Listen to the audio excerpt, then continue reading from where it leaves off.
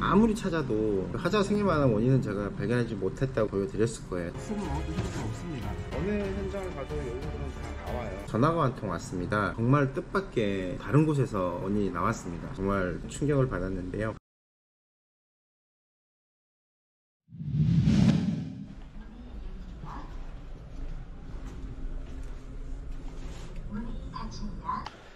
안녕하십니까, 홈스케어입니다.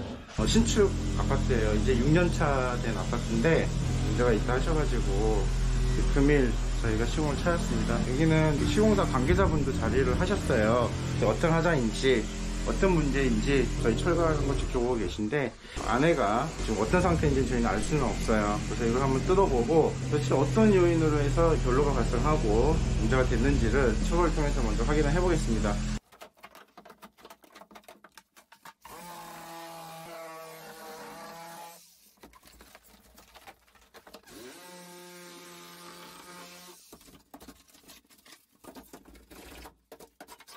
지금 철거를 하고 있는데요. 특별히 열대에서 습이 맺히거나 이런 과습 현상은 저희가 확인할 수가 없는데, 사실 어느 집이고 간에 어느 아파트고 간에 겨울에 뽀송뽀송한 벽체는 없습니다. 어느 정도의 결론은 다 있어요. 다만 그 결로가 발생하는 빈도가 높고 낮냐의 차이일 뿐이지 다시 모르는 결론이 있습니다. 그래서 참 현장은 제가 어떻게 답을 내리기가 참 어렵네요.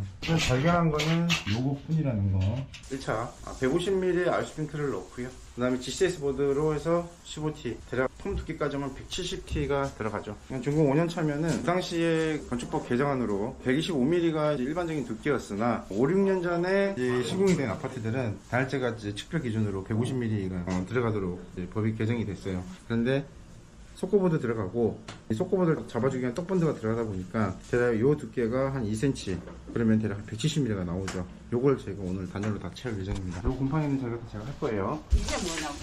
곰팡이. 곰팡이요? 끼었다는 거잖아요, 지금. 이 곰팡이가 어디서 생긴 거예요? 안에서 겨울에 물이 맺히는 게 힘들죠. 위에서부터 내려온 건가요? 아닙니다. 위에서부터 내려왔다면 저 위에도 오일이 다 됐어야 돼요. 여기도 곰팡이잖아요. 예. 여기도 곰팡이. 예. 곰팡이 편 이유는? 겨울이 되면 물이 얼잖아요. 고체가 되잖아요. 딱딱하게 얼었다가 캐빙이 될 때 기체로 변하면 흘러내립니다. 윗집의 결로를 해서 아랫집이 영향을 받는 적도 있어요. 네, 있는데 아랫집 영향을 받을 때는 어디가 젖냐면은 요 천장이 있는 데까지 젖어요. 요 위에까지 다 젖습니다. 근데 지금 위에는 얼룩이 없잖아요. 전혀 문제가 없어요. 윗집 결로로 아랫집이 영향을 받을 때는 벽도 영향이 있지만 가장 두드러진 특징이 이 천장에서 얼룩이 다 배어 나와요. 근데 저희가 여기 발견하고 당근도 안 났잖아요. 침대도 산지 얼마 안 돼요. 그냥 비어있어요. 근데 이렇게 한다는 게 이 공간 1년 동안 비어있었고. 매년 겨울마다 물이 맺히는 거예요? 저기 12월 달에 처음 발견했어요.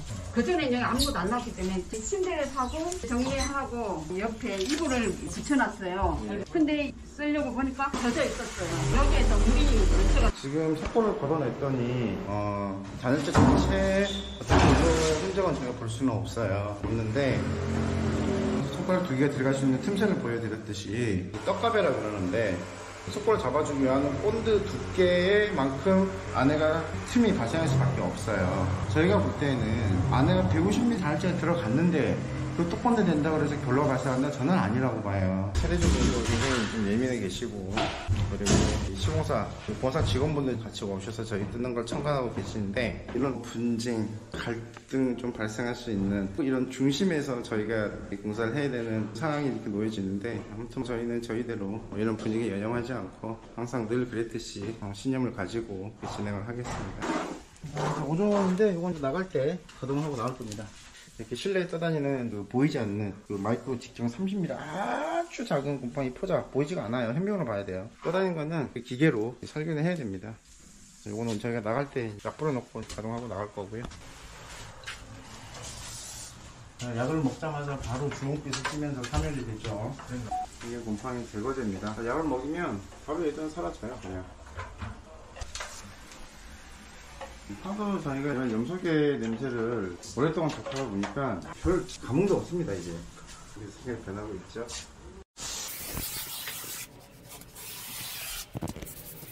어머니 그 먼지 나는데 네?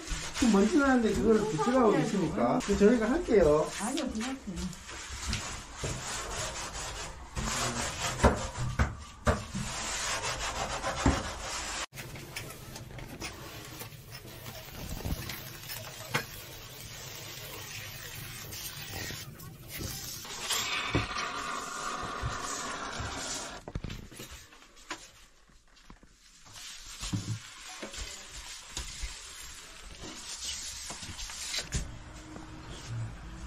동일하게 100mm 들어가고 이제 50mm 교체해서 들어갈 겁니다. 안녕하십니까, 홍석희입니다. 어제 1주차 1차 단열까지 끝내고 오늘 2일차 마감 단열하려고 다시 현장을 찾았습니다. 보시다시피 아이스핑크로 어제 저희가 마감을 해놨었고요. 이제 마감 단열도 하고 몰딩을 돌리고 이렇게 끝냈고 합니다.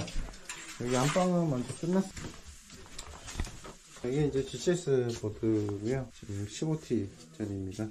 예전에는 마감이 좀 어두운 검은색으로 되어 있었는데 현재 나오는 제품은 약간 화이트, 베이지 같은 계열로 색깔이 되어 있는데 기능은 거의 동일하다고 봐요.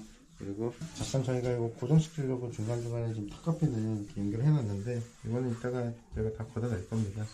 그리고 아직 이제 걸레바지 몰딩이 남아 있어요. 걸레바지 몰딩은 어제 저희가 뜯었던 걸로 그냥 그대로 부착을 할 겁니다.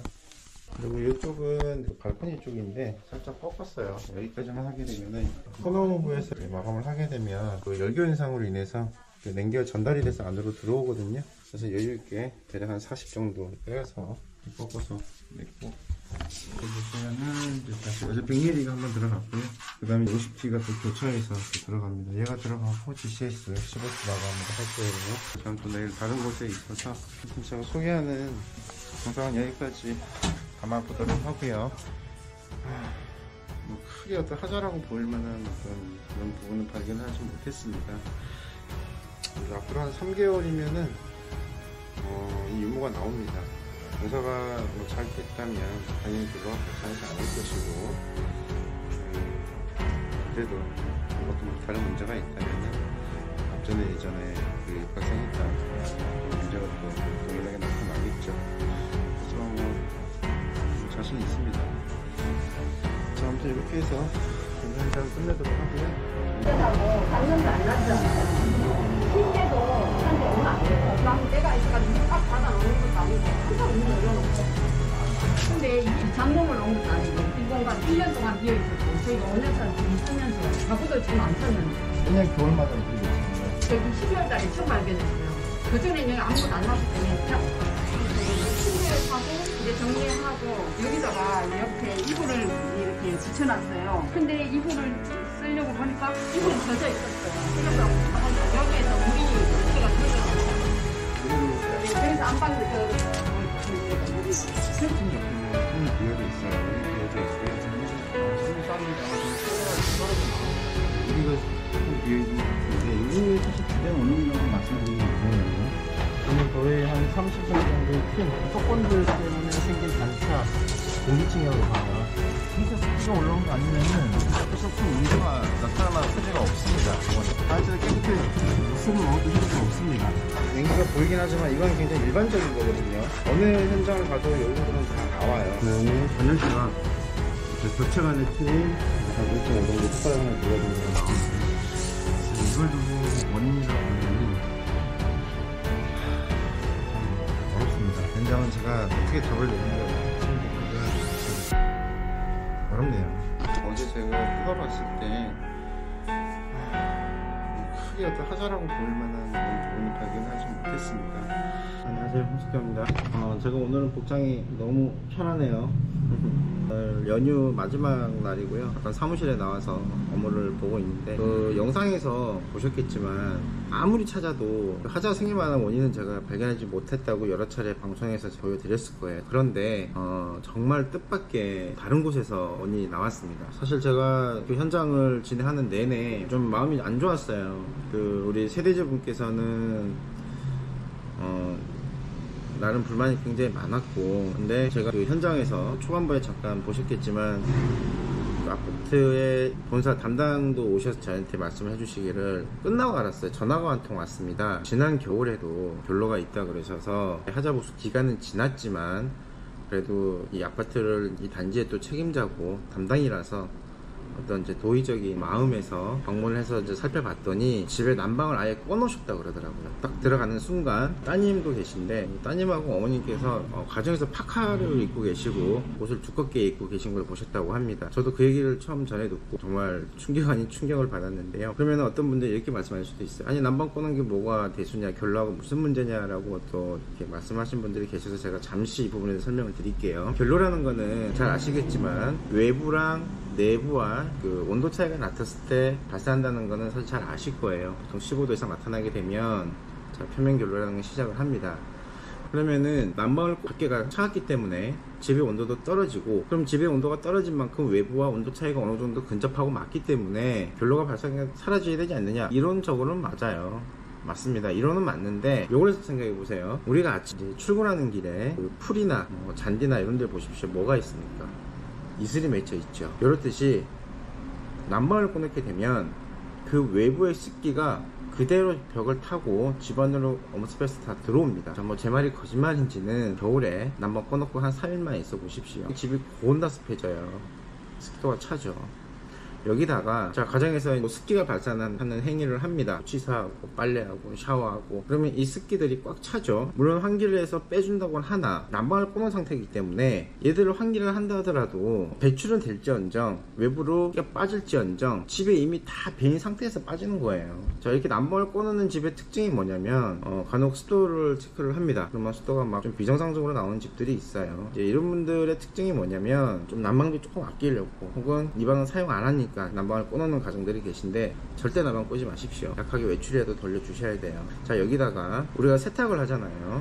그러면 수건을 볼게요. 예를 들어서 자, 수건 하나가 세탁을 하고 요즘 뭐 건조기가 다 이제 가정에 보통 많이들 있으셔서 이제 건조기에서 바로 이렇게 해가지고 하시는 분도 있지만 건조기 없는 가정들이 보시면 빨래를 널잖아요. 건조하다고. 그러면은 수건 하나의 무게가 800에서 큰 수건 같은 경우는 1kg가 나갑니다. 이 800g에서 1kg의 그 무게에 배어있는 습기가 어디로 빠지겠어요? 집안 곳곳으로 다 이어붙습니다. 뭐 겨울철에 제가 어떤 영상들을 보니까 환기 안 해도 결로 발생하지 않습니다 라고 이렇게 뭐 유튜브에 뭐 억울해서 썸네일인지는 모르겠지만 환기는 어느 정도 해주셔야 돼요.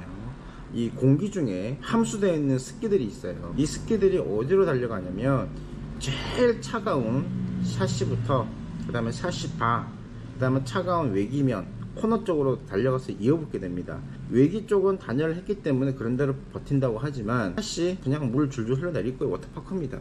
이건 뭐 팩트예요. 거짓말이 아닙니다. 그러니까 단열 공사를 하셔도 적당하게 환기는 해주시고 뭐 정 환기가 어려우시다면 뭐 나가실 때 손가락 하나 들어갈 정도로 뭐 한 1cm 정도 문을 좀 열어 놓으십시오. 자, 이렇게 하시면은 어지간해서는 뭐 결론은 발생 안 할 거예요. 참 이 현장은 여러모로 제가 시작할 때부터 끝날 때까지 정말 마음의 짐을 가지고 공사했던 현장이에요. 아무리 찾아도 원인은 없고, 근데 소비자께서는 겨울에 물은 줄줄 흘러내린다 그러고, 그런데 또 환기도 하신대요. 그럼 대체 원인은 뭘까 하던 차에 끝나고 나서 고맙게도 본사 담당자분께서 저에게 연락을 주셔서 그렇게 기뜸을 해주셨는데, 참 원인은 없는 하자는 없듯이 분명히 문제는 있어요. 이 영상을 접하는 우리 시청자분들 혹은 다른 분들도 겨울에 난방을 끄지 마시라는 거. 만약 난방을 끄시려면은 단열공사는 의미가 없어요. 난방을 끄게 되면은 공사하지 마십시오. 거기서 뭐 하려 하십니까? 공사에도 하자가 발생하는데.